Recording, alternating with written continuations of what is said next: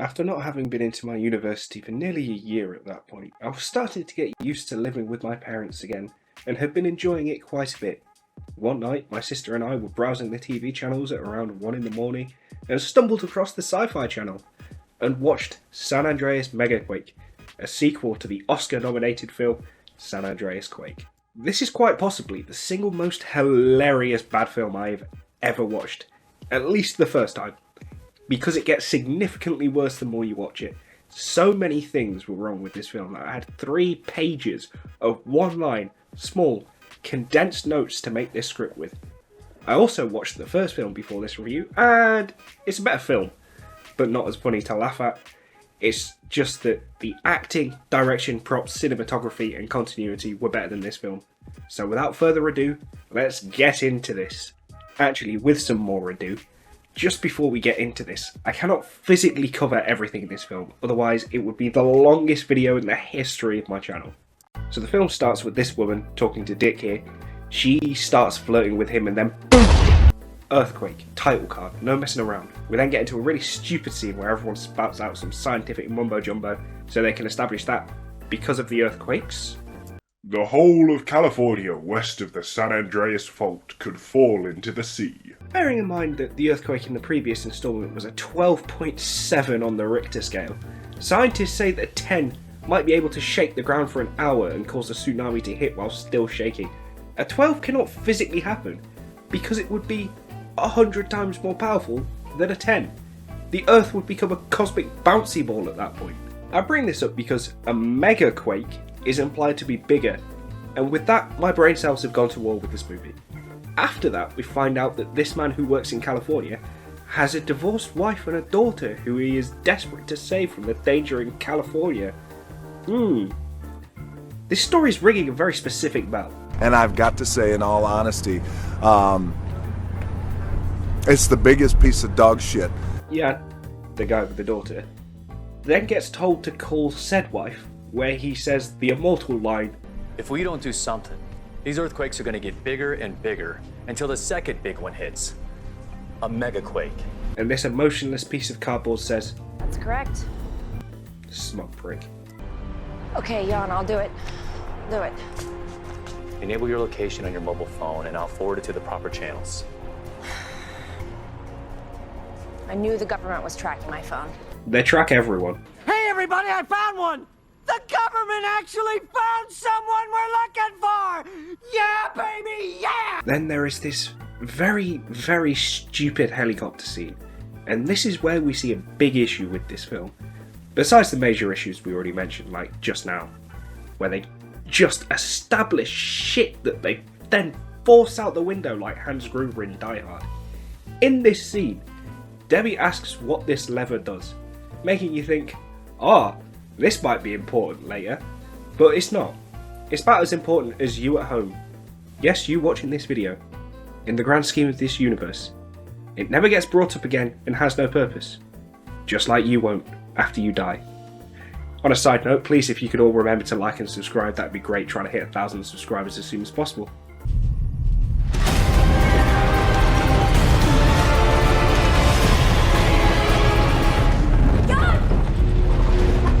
Is this it? Are we too late? No, they're just foreshocks! But they're everywhere and progressively getting bigger!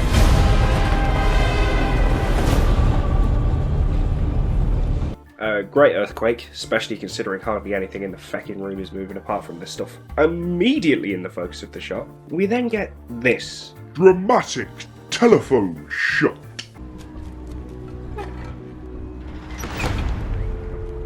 After Debbie gets sniped in the heli by the ground, and the conversation that follows is just so poorly acted. But the most egregious thing is that buildings are still standing, bearing in mind the preceding 12.7 earthquake would be around 150 times more powerful than the strongest earthquake ever recorded on this planet. Jan then goes to find his ex because he's still not over her, and somehow misses this massive plume of smoke from just over the hill. And in this scene, we get to start the ethnic minority death bingo. There are 4 very obvious ethnic minorities in this film. Pick one of them, and if they live, you win a prize. If you pick the pilot, then you're just dumb. He dies because the bitch and dick connection leave him to die of bad acting. You really thought the winner would be announced straight away? Come on, pal. You're supposed to be better than that. After they mercilessly abandon this man, they apparently enter the all-encompassing void from the Chris Ray gun video. This isn't just this scene, by the way. Almost every vehicle scene is totally whited out in the background. It's so off-putting.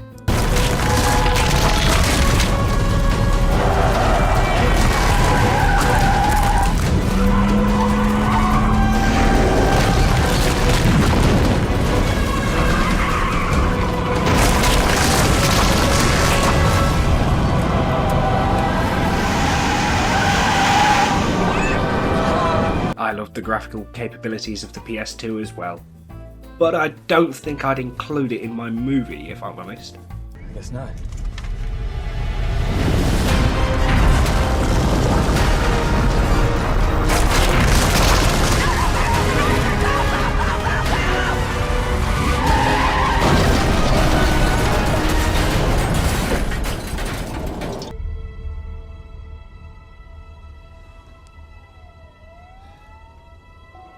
Who is this woman? Superman?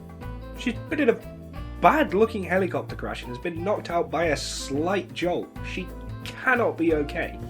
This is Dr. Deborah Franklin, expert seismologist. And volcanologist, but hopefully it doesn't come to that.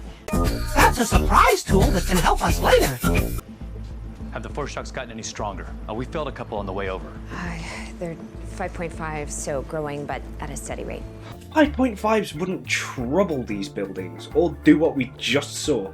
According to the Michigan Technology University, around 500 earthquakes around this size happen every year, and they only really cause minor damage to most structures, not destroy the ground and snipe helicopters. It especially wouldn't severely affect this highly earthquake-resistant building. Wow, these clearly fake bouncy rocks almost look real. You get a nice round of applause for that. Another earthquake then happens, with this building apparently almost crumbling, but having the effect of not moving anything that isn't explicitly plot related. And then Discount Sheedy from A Quiet Place almost gets game ended by a random pole, and Superwoman convinces him that he almost died after Discount Keanu Reeves and 2010 Lily Singh have a stupid argument. You are so lucky to be okay. You could have been seriously hurt. Great. We think we finally calculated how many hours till the MegaQuake hits. So how long do we have? Approximately 6 hours. That's no time at all. I personally feel that the story would have been better serviced had there not been a timer and it was just a, oh, this could happen at any time type thing. Because 6 hours should be more than enough for Ingrid to rescue participant numero 3 and get at least 300 miles away from LA. They show this helicopter scene in the movie and it genuinely serves very little purposes, and it's just so badly acted that it made me wish for the acting chops of the Locked Up cast. Hang on a sec, I'm getting ahead of myself here. It was about this far into the movie when this IHE clip popped into my mind. Let's say I wanted to make a mockbuster about the Fast and the Furious movies. I don't have any special effects knowledge, I don't know anyone who is uncharismatic and terrible enough who could play a Vin Diesel type character, I don't even have a car, and the prospect is pointless and impossible unless I approach a studio with a script they think could sell. So guess what? I just don't do it. I don't do it! Not even going to get into this earthquake-proof building crumpling scene. We need to just move on.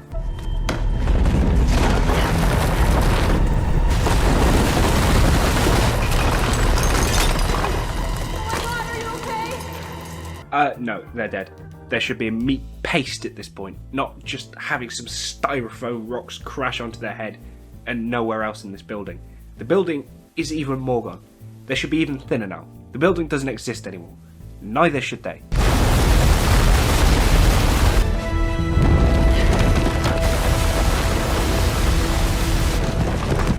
It looks like California has a bit of activity. Foreshocks, definitely foreshocks. But not too strong yet.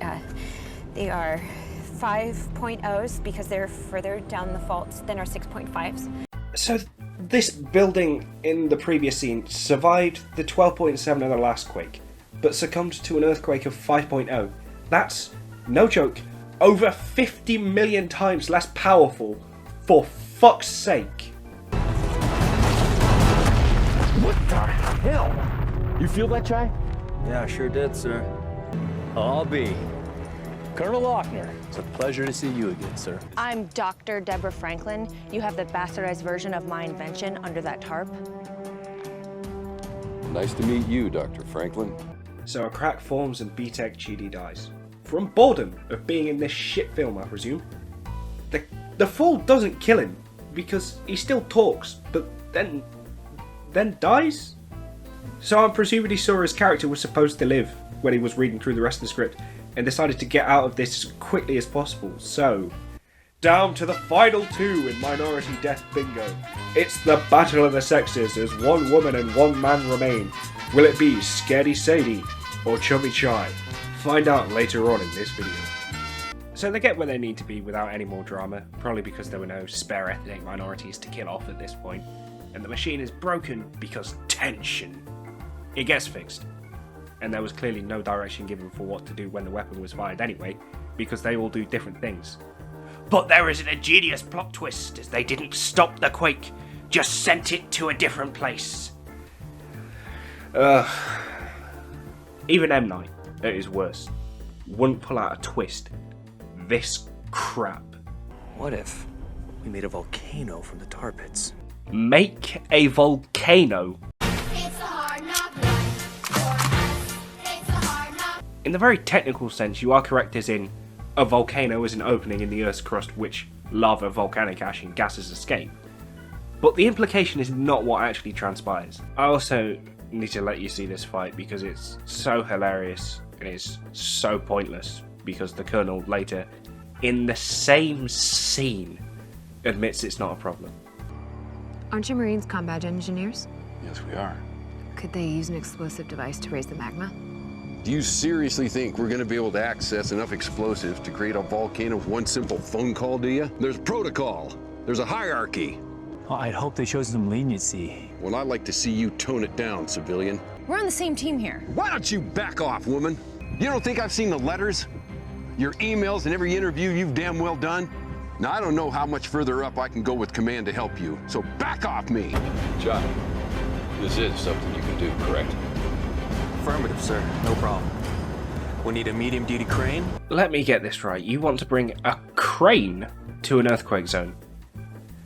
I mean, at this point, you just do you, man. By the way, I'm going to stop mentioning Ingrid. Her scenes, logistically and logically, don't work, and she only serves to be a deus ex machina at the end of the film. And believe me, we'll get to that shite. Hey, is there any way we can pick up the pace here? I'd hate to run into a time crunch if we can avoid it. I don't want to push this bird too hard. I got a daughter in Los Angeles. I can't imagine living without her, especially if I had the chance to save her and miss by just a few minutes. All right. You got it. Got it.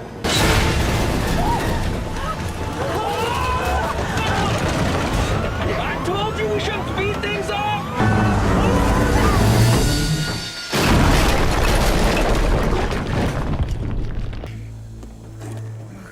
How many crashes is this woman going to survive? We can't lose hope now. We're the only ones that can save California. Guys, maybe, I'll help with it. maybe we should think about ourselves for a second. I mean, what if we run out of time? I love the fact that Yan basically here is just like, get over it, you pussy. Needs be, you will die for my daughter.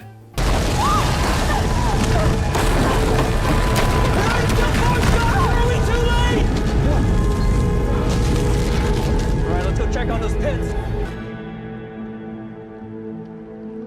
This LA Tar Pits establishing shot literally shows no damaged buildings and normal traffic. How could your movie be this incompetent? This isn't even a budget issue, for Christ's sake. Now seems like a good time to bring up the original film, because despite the terrible CGI and abandonment of scientific theory, it was actually fairly good. They had a few of these stupid and nonsensical errors, sure, but when the acting was there, it was fairly strong, especially considering it was a B-movie. This film has all the strength of a wet paper towel and the IQ of a TCAT predator. There you go, there's your mandatory TCAT reference.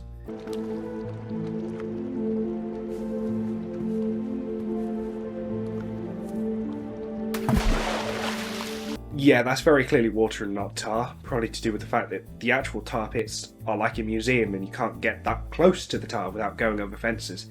And yes, they state this is supposed to be tar later on in the scene.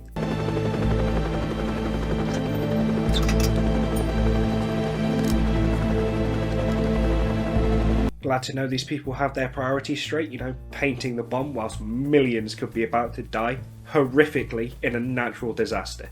So they all fall down after a crack is opened by a quake, and are about 20 meters away from lava. So, you know, they should be barbecuing right now, not lightly oranged up. I'm gonna boost you up, throw you the detonator, then you can pull me up. Okay?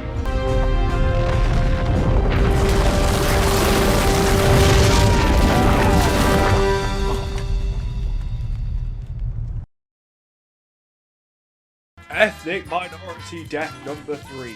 Scaredy Sadie wins the bingo, and if you chose her, your prize is that when the time comes, you will be saved.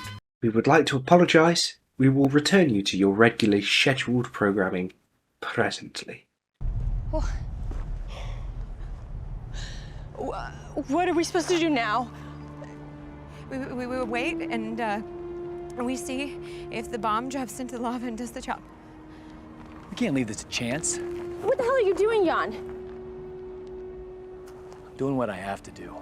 If you're scared about going down there, I will happily push you. Wait, what about Ingrid? You're gonna have to meet up with her on your own. Christine, I want you to take over my position at the PEWDC. Colonel Lochner. It's been one hell of a day. Just die already. Christine is a side bitch, the Colonel is a cookie cutter cunt, and the only person there that's not those two is your ex. Don't say any goodbyes, jump in the lava please. Helicopter, helicopter! Come out of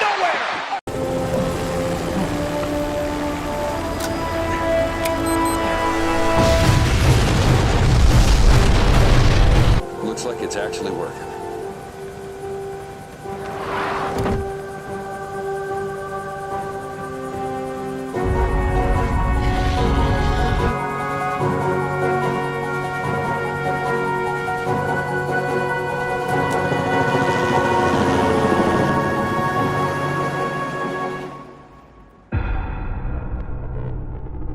What a shit way to end a film.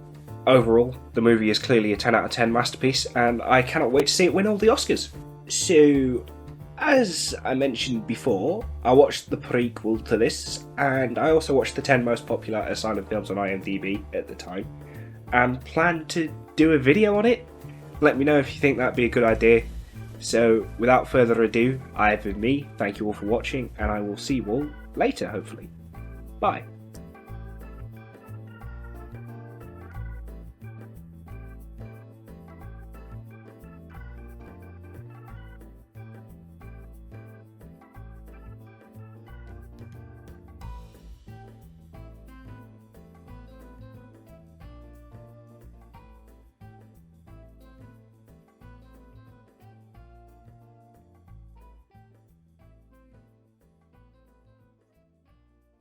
A MegaQuake.